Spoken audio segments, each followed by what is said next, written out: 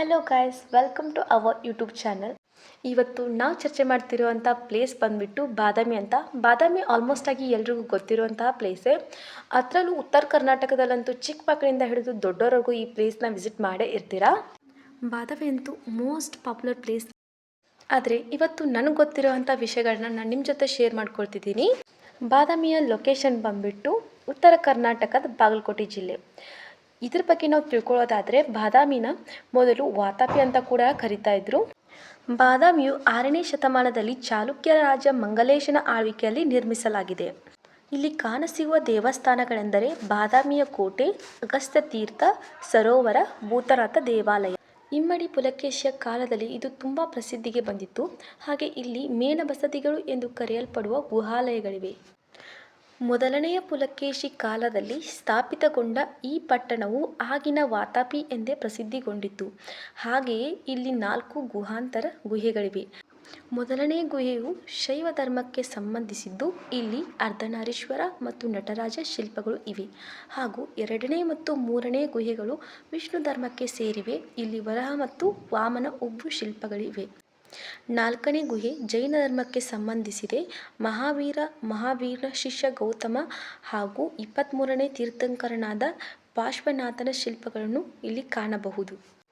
1ರಿಂದ 4ನೇ ಸಂಖ್ಯೆಯ ಗುಹೆಗಳು ಅವುಗಳನ್ನು ನಿರ್ಮಿಸಿದ ಕಾಲಕ್ರಮದಲ್ಲೇ ಹೆಸರಿಸಲಾಗಿದೆ.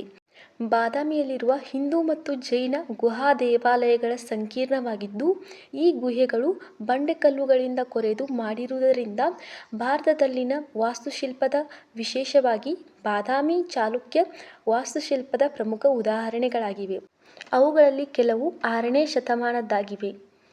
ಇದು 6ನೇ ಶತಮಾನದಿಂದ 8ನೇ ಶತಮಾನದವರೆಗೆ ಕರ್ನಾಟಕದ ಬಹುಭಾಗವನ್ನು ಆಳಿದ ಚಾಲುಕ್ಯ ವಂಶದ ರಾಜಧಾನಿಯಾಗಿತ್ತು. ಬಾದಾಮಿಯು ಒಂದು ಮಾನವ ನಿರ್ಮಿತ ಸರೋವರದ ಪಶ್ಚಿಮ ದಂಡೆಯ ಮೇಲೆ ಇದ್ದು ಕಲ್ಲಿನ ಮೆಟ್ಟಿಲುಗಳನ್ನು ಹೊಂದಿರುವ ಮಣ್ಣಿನ ಗೋಡೆಯಿಂದ ಸುತ್ತುವರೆದಿದೆ. ನಂತರದ ಕಾಲದಲ್ಲಿ ಕಟ್ಟಲಾದ ಕೋಟೆಗಳಿಂದ ಉತ್ತರ ಮತ್ತು ದಕ್ಷಿಣದಲ್ಲಿ ಸುತ್ತುವರೆದಿದೆ. ಗುಡ್ಡದ ಬದಿಯನ್ನು ಕೊರೆದು ನಿರ್ಮಿಸಿದ ಬಾದಾಮಿಯ ಗುಹಾಲಯಗಳು ವಿಶ್ವವಿಖ್ಯಾತವಾಗಿವೆ. ಈ ಗುಡ್ಡದ ಬದಿಯಲ್ಲಿರುವ ಕೆರೆಯ ಪಶ್ಚಿಮ ತೀರದಲ್ಲಿ ಊರು ಹಬ್ಬಿದೆ. ಗುಡ್ಡದ ಮೇಲೆ ಕೋಟೆಯು, ಚಾಲುಕ್ಯರ ಕಾಲದ ದೇವಾಲಯಗಳು, ಕಟ್ಟಡವೂ ಇವೆ.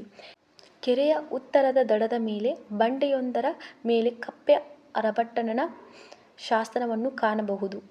ಹತ್ತಿರದಲ್ಲೇ ಇನ್ನೊಂದು ಬಂಡೆಯ ಮೇಲೆ ಮುನ್ನಿದ್ದನ ಶಾಸನವನ್ನು ಅಳಿಸಿ ಕೆತ್ತಲಾಗಿರುವ ಪಲ್ಲವ ನರಸಿಂಹನ ಜಯಶಾಸನವನ್ನು ಕಾಣಬಹುದು. ಕನ್ನಡಿಗರ ಮೊಟ್ಟಮೊದಲ ಸಾಮ್ರಾಜ್ಯವಾದ ಕದಂಬರ ಆಳ್ವಿಕೆಯಲ್ಲಿ ದಂಡಾಧಿಕಾರಿಯಾಗಿದ್ದ ಜಯಸಿಂಹನೆಂಬುವವನು ಕ್ರಿಸ್ತ.ಶಕ 500ರಲ್ಲಿ ಸಿಡಿದು ಹೋಗಿ ಹೊಸ ತಂಡವೊಂದನ್ನು ಕಟ್ಟಿ ಈಗಿನ ಬಾದಾಮಿ ಪ್ರದೇಶದಲ್ಲಿ ಹೊಸ ರಾಜ್ಯ ಸ್ಥಾಪಿಸಿದ. ಇದೇ ಮುಂದೆ ಇತಿಹಾಸದಲ್ಲಿ ಚಾಲುಕ್ಯ ರಾಜ ಮನೆತನವೆಂದು ಪ್ರಸಿದ್ಧವಾಯಿತು. ಅಂದರೆ ಚಾಲುಕ್ಯರು ಕದಂಬ ವಂಶಸ್ಥರೇ ಆಗಿದ್ದು ಕದಂಬರ ಆಡಳಿತದ ಮುಂದುವರಿದ ಭಾಗವೆಂದು ಹೇಳಬಹುದು. ಬಾದಾಮಿಯಲ್ಲಿ ಸಿಕ್ಕ ಶಾಸನದಲ್ಲಿ ಉಲ್ಲೇಖಿಸಿರುವಂತೆ ಚಾಲುಕ್ಯರು ಮಾಂಡವ್ಯ ಗೋತ್ರದ ವಂಶಜರು. ಕದಂಬರು ಕೂಡ ಇದೇ ವಂಶಕ್ಕೆ ಸೇರಿದವರು. ಆದ್ದರಿಂದ ಇವರದ್ದು ಕದಂಬರ ಕುಲವೇ ಆಗಿದೆ. ಅಲ್ಲದೆ ಚಾಲುಕ್ಯ ಎಂಬುದು ಸಲಿಕೆ, ಚಲಿಕೆ ಶಬ್ದಗಳಿಂದ ನಿಷ್ಪತ್ತಿಯಾಗಿದೆ ಎಂದು ಅಭಿಪ್ರಾಯಪಡಲಾಗಿದೆ. ಇವುಗಳು ಅಚ್ಚ ಕನ್ನಡ ಪದಗಳಾಗಿದ್ದು ವ್ಯವಸಾಯದಲ್ಲಿ ಉಪಯೋಗಿಸುವ